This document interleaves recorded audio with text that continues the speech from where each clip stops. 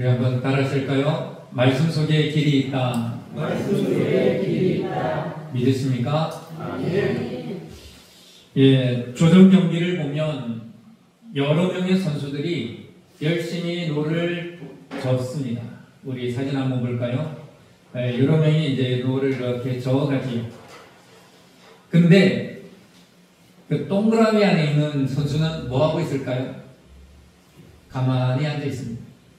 다음 사진 하나 보여주세요.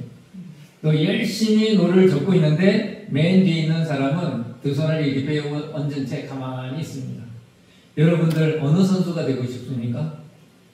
네, 저 맨 뒤에 앉아서 가만히 있는 선수 되고 싶지 않습니까? 저 선수를 콕스라고 부릅니다. 우리식으로 말하면 방향을 잡는 조타 선수입니다.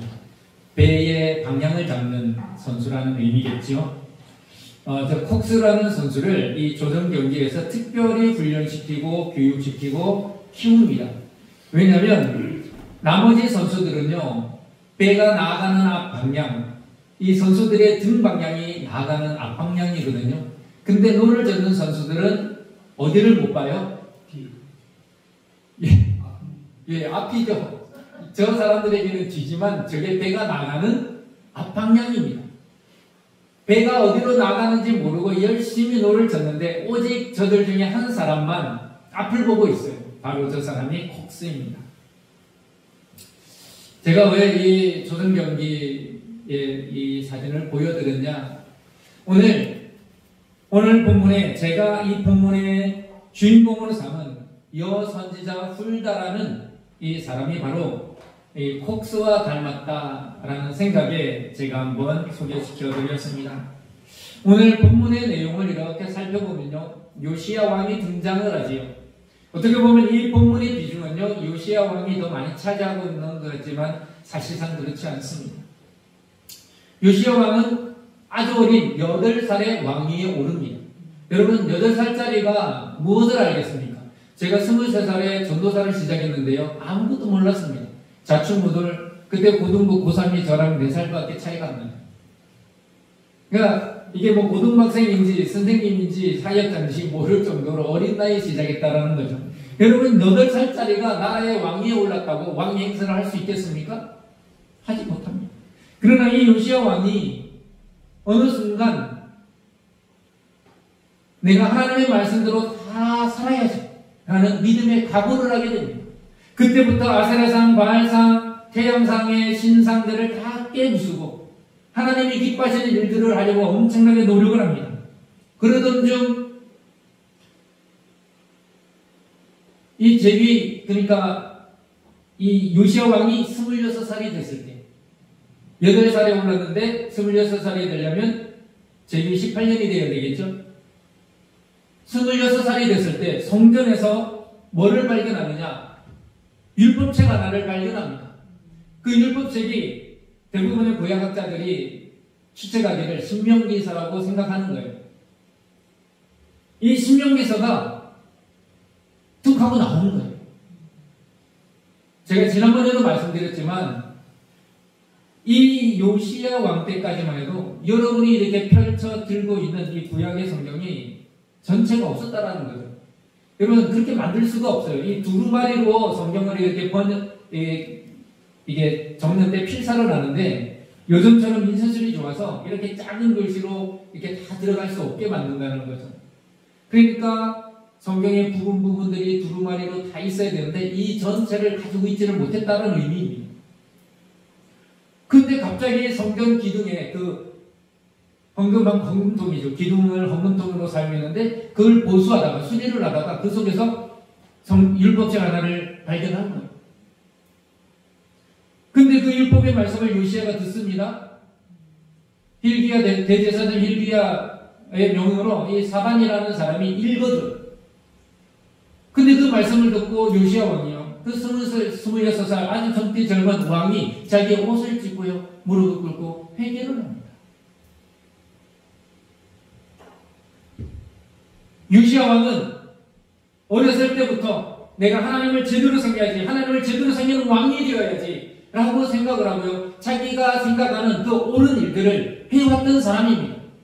근데 이 율법서를 발견하고 난 다음부터 자기가 지금까지 했던 이 종교개혁을 더 과감하게 시행했던 거예요. 여러분, 누군가가 알려준 말, 또 내가 생각하는 그 신념이 옳을 수도 있습니다만, 우리 인생에 옳고 그르면요, 나의 신념이 아니라 오직 하나님의 말씀에 근거해야 됩니다. 만약 요시야 왕이 그 율법책의 내용을 듣지 못했더라면 어떻게 되었을까요? 잘못하면 그 종교개혁의 방향이 다른 곳으로 갈 수 있었다는 겁니다. 그러나 성경에서 발견된 그 율법책을 통하여 이 요시야 왕이 계속 진행해왔던 종교개혁이 더 힘을 얻게 되었고 더 과감하게 진행되었다는 사실입니다. 왜 그랬을까요? 요시야는 왜 그렇게 종교개혁에 목숨을 걸었을까요? 요시야 왕은요,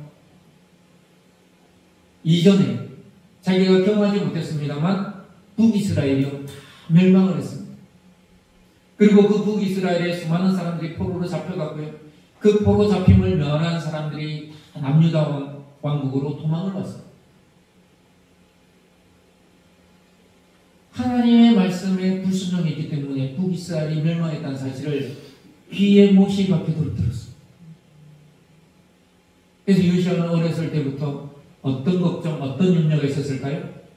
우리도 하나님의 말씀에 순종하지 않으면 우리도 하나님께 벌을 받고 멸망할 거예요.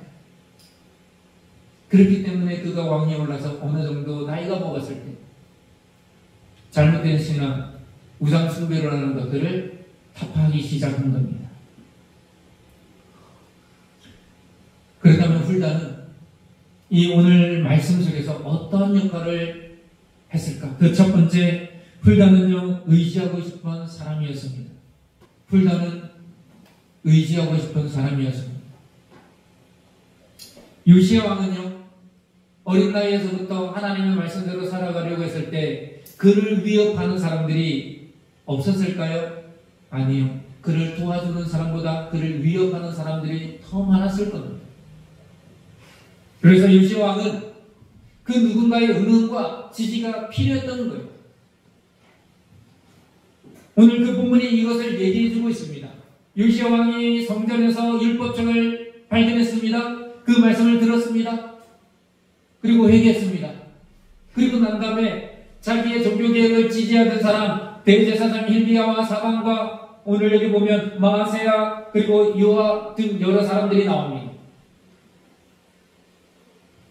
수많은 우상숭배 가운데에 자기를 반대하고 자기를 위협하는 사람들 가운데에 자기를 지지해주는 이 몇몇의 사람들과 함께 종교개혁을 해 나가고 있는데 성경에서 발견한 이 율법책의 말씀의 내용을 누군가에게 다시 확인받고 싶은 거예요. 그래서 이 요시야 왕은요, 이 사람들을 어디로 보냅니까? 여기 보면 사방과 마아세야와 요아세의 아들 요아와 그리고 대제사장 힐기야를 누구에게 보내요? 이 훌다에게 보내는 거예요. 여선지자 훌다에게. 여기서도 요시야 왕이 또 믿음의 그 대단함이 보이는 거죠.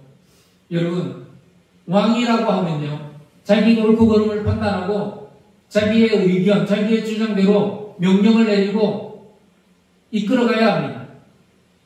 근데 여기서 한 가지 질문되는 게, 왕이라고 해서 자기 마음대로 다 할 수가 있을까요? 마음대로 다 하는 게 옳을까요? 아닙니다. 요시야 왕의 대단한 게요, 자기가 왕임에도 불구하고 이 하나님의 말씀을 들었는데 이 말씀을 가지고 어떻게 해야 될지를 하나님의 선지자, 하나님의 예언자 훌다에게 물으라는 거예요. 오늘 말씀을 보면 24절과 25절에 보면요, 이렇게 기록되어 있습니다.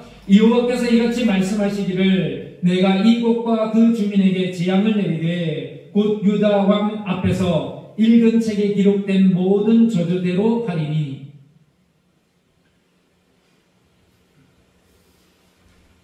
기껏 요시야 왕이 자기와 종교개혁을 주도했던 사람들을, 믿을 만한 신하들을 이 훌다 선지자에게 보냈는데요, 훌다 선지자의 대답은 이 남유다가 망할 거랍니다. 요시야 왕이 그렇게 두렵고 염려하고 근심했던 일이 필요합니까? 왕으로서 이 남유다를 지키려고 했는데 여선지자 훌다의 대답이 뭡니까? 네가 읽은 요시야 왕 네가 들었던 그 율법서의 내용대로 그 저주대로 하나님이 시행하신다. 그 이유를 이렇게 말하고 있습니다. 바로 그 다음 절이죠. 이는 이 백성들이 나를 버리고 다른 신들에게 분향하며 그의 손의 모든 행위로 나의 노여움을 샀습니다. 하나님은 두 가지를 말씀하십니다. 첫 번째, 다른 신들에게 분향하며, 이건 종교를 말합니다. 요즘식으로 말하면 신앙을 말합니다. 너희의 신앙, 유다 백성들의 신앙이 틀려먹었다라는 거예요. 잘못됐다라는 거예요. 내가 심판을 멸해줄 만한 그 정도를 넘어서 버렸다라는 거예요. 두 번째, 그의 손의 모든 행위, 삶이라는 거예요. 그들의 삶조차도 불합격이라는 거예요. 너희의 신앙도 불합격이고 너희의 삶도 불합격이라는 거예요. 하나님을 제대로 믿고 제대로 믿는 그 믿음대로 살아야 되는데 그런 믿음도 없을 뿐만 아니라 그런 삶도 아니었다. 그렇기 때문에 하나님은 이 유다 백성들을 향한, 유다의 나라를 향한 하나님의 심판을 거둬들이지 않겠다라는 여선지자 훌다의 얘기를 듣는 거예요. 여러분, 제가 조금 전에 요시야 왕이 율법책의 내용을 듣고 뭐 했다 그랬죠? 회개했다 그랬어요. 그 하나님이 그 회개를 안 들으신 건가요? 아니요, 들으셨습니다. 하지만 늦은 회개. 하나님이 내리실 벌을 다시 취해드릴 만한 그 시기를 지나버렸다는 거예요. 여러분, 이것은 무엇을 말할까요? 회개도요. 회개해야 할 때 회개해야 되는 거예요.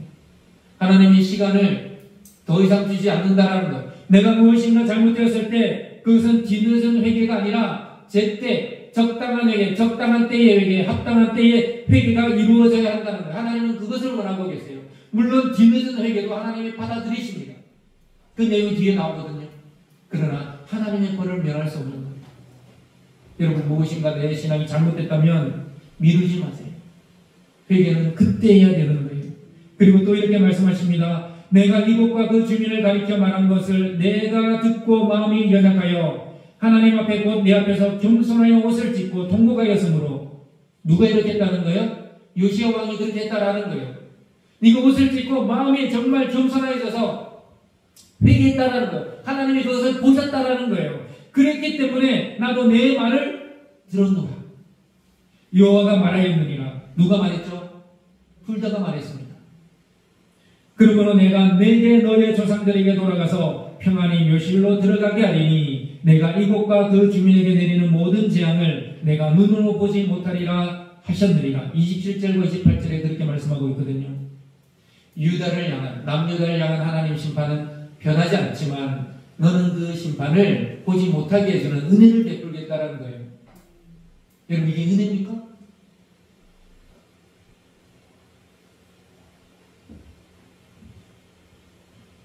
요시야 왕이요, 그게 나쁜 대답이든 좋은 대답이든, 그러니까 본인에게 좋은 대답이든 나쁜 대답이든 그것을 듣고자 했습니다. 하나님의 사람, 하나님의 선지자, 여선지자 훌다에게. 왜 이 얘기를 듣고자 했을까요? 하나님이 좋은 미래와 나쁜 미래를 주시는 것은 첫 번째가 아니었습니다. 요시야 왕에게 있어서 가장 중요한 것은 지금 내가 하나님이 원하시는 이 종교개혁을 해 나가고 있는 이 일들이 방향이 옳은가? 내가 옳은 일을 하고 있는가? 그런데 훌다는 이 짧은 말씀 속에서 요시야 왕, 너의 가는 길이 옳다라고 응원하고 지지하고, 비록 하나님의 심판을 면할 수 없지만, 그 다음 말 없습니까? 넘겨주세요.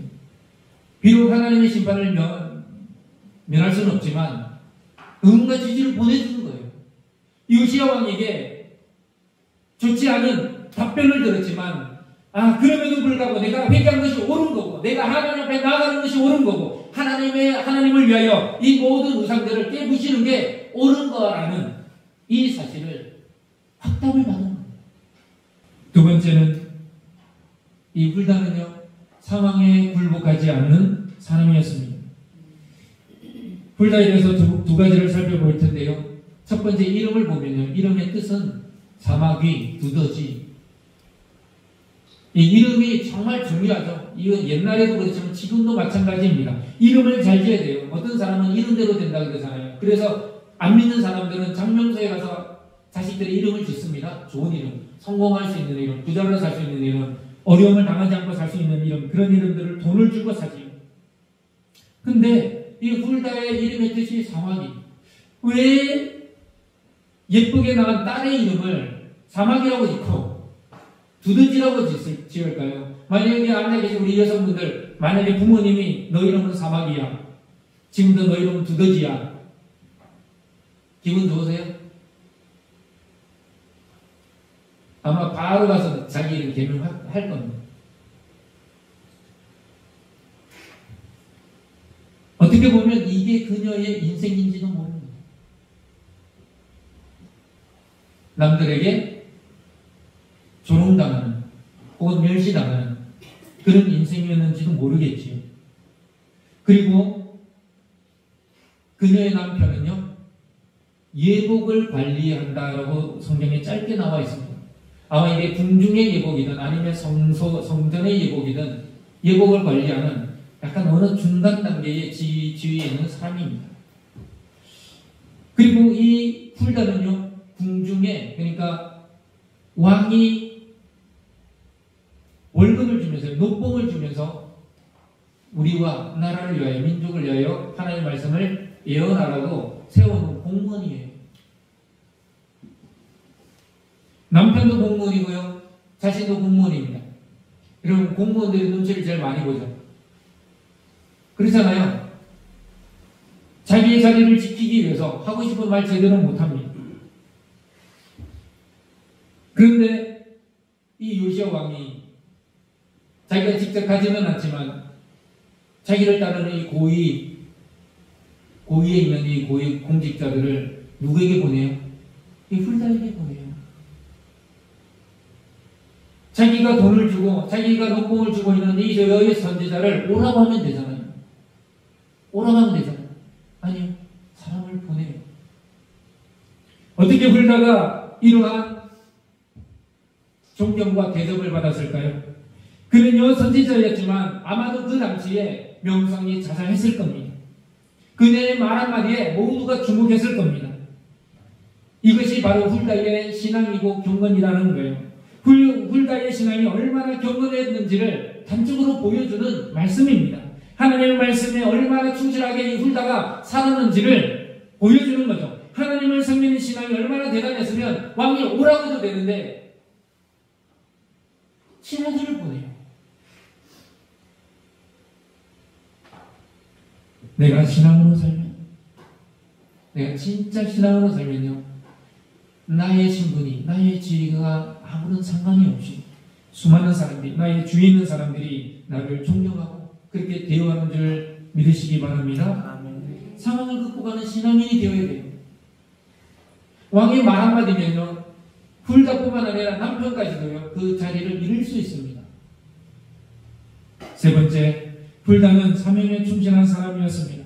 그렇다면 열 선지자 훌다는 어떤 역할을 했을까? 다시 한번 보면요, 왕이라고 해서 아첨하지 않았습니다. 자기보다 훨씬 위에 있는 대제사장에게 아첨하지 않았습니다. 좋은 말 하지 않았습니다. 왕이 주는 녹봉을 꼬박꼬박 받아먹고 있는 삶이었지만 왕에게 일부러 좋게 보이기 위하여 그렇게 살아가지 않았습니다. 왕의 눈치를 보지 않았다는 거예요. 그러나 이 훌다는 항상 누구를 주목하여 바라보았을까요? 하나님을 주목하여 바라본 겁니다. 하나님. 오히려 하나님의 말씀을 있는 그대로 전하는 예언자였습니다. 왕이 그렇게 공직자들, 쥐 높은 지에 있는 사람들을 보냈으면요, 적당하게 좋게 말할 수도 있었습니다. 그러나 훌다는 그렇게 하지 않았습니다. 하나님이 그녀에게 준 말씀 그대로를 가서 전했는데, 오늘 28절에 보니까 그 신하들이 왕에게 가서 뭐 했다? 복명, 똑같이 얘기했다라는 거예요. 하나도 바꾸지 않고 복명했다라는 거는, 군대 가면 복명 복창 그러잖아요. 내가 말한 대로 따라야 되는 거예요. 하나님이 말씀하신 그대로 이 여선지자 훌다는 얘기한 거예요. 그가 선지자, 그가 예언자라는 자기의 사명에 충실한 사람이었다라는 거예요. 왕이라고 해서 눈치 보지 않고 그 자리에 대제사장도 왔는데 대제사장이 왔다고 굴하지 않고 하나님의 말씀을 그대로 전한 사람인 거예요. 아까 제가 조정경기 말씀드렸죠. 맨 뒤에 탄 사람은요, 노를 한 번도 안 써요. 근데 이 사람이 방향을 조금만 잘못 말해서도요, 승패가 갈린다고 합니다. 여러분, 교회는 한 공동체입니다. 우리 모두 열심히 노를 젓는 선수들이에요.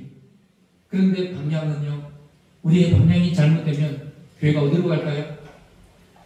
힘차게 노를 젓지 않아서 잘못된 방향으로 가는 게 아니라 교회가 잘못된 방향을 바라보면 잘못되는 거예요. 훌다는 자신의 목숨을 아깝게 여기지 않았습니다. 여러분, 요시야 왕이 왕조차도 목숨을 걸고 종교개혁을 단행하고 있다는 사실을 온 국민이 압니다.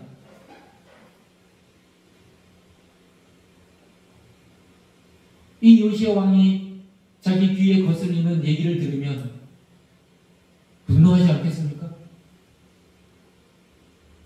지금 아세라상, 바알상, 태양신상까지 깨부수고 있는 마당에 자기에 반대하는 사람 죽이는 거 그거 어렵겠습니까? 그리고 오늘 본문에 보면 이 훌다가 예루살렘 제2구역, 둘째 구역에 살았다 되어 있습니다. 아까 제가 짧게 설명드렸지만 북이스라엘이 멸망하고요, 수많은 사람들이 남유다로 피난을 왔습니다. 위에서는 못 사니까. 그다음에 같은 민족인 이 남유다로 왔는데요. 그러니까 이 예루살렘에 수많은 사람들이 모여들었겠죠.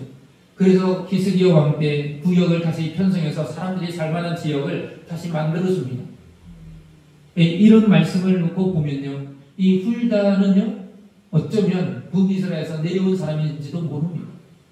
그러니까 새로 확장된, 요즘식으로 말하면 탈북하여 세터민이라고 그러잖아요. 그런 구역을 따로 만들어준 것이죠. 근데 그곳에 살고 있다고 해서 북이스라엘에서 내려왔다고 단정 지을 수는 없지만 성경이 일부러 이 짧은 구절 내에 이런 말씀을 넣었다는 것은요, 훌다가 어느 출신이라는 것을 암시해준다고도 볼 수 있는 것입니다. 원래 남유다 백성도 아닙니다. 유다 백성들의 입장에서 보면 위쪽에서 내려온 사람입니다. 그럼에도 불구하고 그가 하나님의 말씀을 예언하는 자로서, 대언하는 자로서의 그 사명에 충실할 수 있었던 것은 그의 목숨을 아깝게 여기지 않았다는 사실을 더 말씀해 주고 있는 것입니다. 사랑하는 성도 여러분, 우리는 세상에서 포기할 수 없는 것들이 많이 있습니다. 그 중에 한 가지가 여러분 무엇입니까? 그것은 바로 하나님께서 저와 여러분에게 주신 사명인 줄 믿으시기 바랍니다. 지금 내가 지키고 있는 이 자리가 영원할 것 같지만 그렇지 않습니다. 여러분의 건강도, 여러분이 가지고 있는 모든 것들도 영원하지 않습니다. 내 손에 쥐어있는 모든 것들이 일시적인 것들입니다. 철학자 야스퍼스는 이런 말을 했다고 합니다. 누구나 죽음과의 거리는 동일합니다. 같다는 거죠. 어떤 사람에게 죽음이 가깝고 어떤 사람에게 죽음이 먼 게 아닙니다. 이 말씀을 다른 말씀과 다른 말로 바꾸어보면요, 누구나 실패와의 거리는 같습니다. 누구나 불행과의 거리도 같고요, 누구나 고통과 슬픔의 거리도 같습니다. 왜 나만 이렇게 힘드냐고, 왜 나만 이런 슬픔을 겪어야 하냐고, 왜 나만 이런 불행을 맞이해야 하냐고 원망하지 마세요. 지금 내가 당한 이 슬픔과 고통과 어려움은요, 다른 사람들에게도 동일하게 있는 거예요. 나는 이런 걸로 고민하고 슬퍼하고 힘들어하면 다른 사람들은 저런 걸로 힘들어하고 슬퍼하는 겁니다. 사랑하는 성도 여러분, 중요한 것은 누가 참된 가치를 마음에 품고 살아가는지입니다. 오늘 말씀의 주인공처럼, 훌다처럼 하나님의 사명을 품고 하나님의 말씀을 여러분의 가슴 속에 품고 살아가시는 은혜가 있기를 축복합니다. 그러면요, 이 세상이 어떻게 되든지 하나님께서 인정하시는 믿음의 삶이 되어진 줄 믿으시기 바랍니다. 양화진 선교사 묘지가 있지요. 그 선교사 묘지에 유명한 묘비의 글귀들이 많이 있습니다. 한번 보여주실래요? 그 중에 한 사람, 루비 캔드릭 선교사가 했던 말을 그 묘비에 이렇게 적어놨다 그래요. 만일 내게 천개의 생명이 주어진다 해도 그 모두를 한국에 바치리라. 왜 조선 땅, 그 한국 땅을 알지도 못했던 이 선교사가 미지의 땅, 한 번도 가보지 못한 그 땅에 들어와서 자기의 목숨을 바쳤을까요? 하나님의 말씀 때문에 그렇습니다. 하나님의 그에게 준 사명 때문에 그렇습니다. 여러분, 이 교회를 위하여 목숨을 바쳐라 그렇게 말하고 싶지는 않습니다. 하지만 하나님을 위하여, 하나님이 주신 그 사명을 위하여 목숨을 바칠 각오로 힘껏 넣어줘 갈 수 있기를 바랍니다. 하나님 말씀을 붙드시길 바랍니다. 그런 믿음이 될 수 있기를 축복합니다.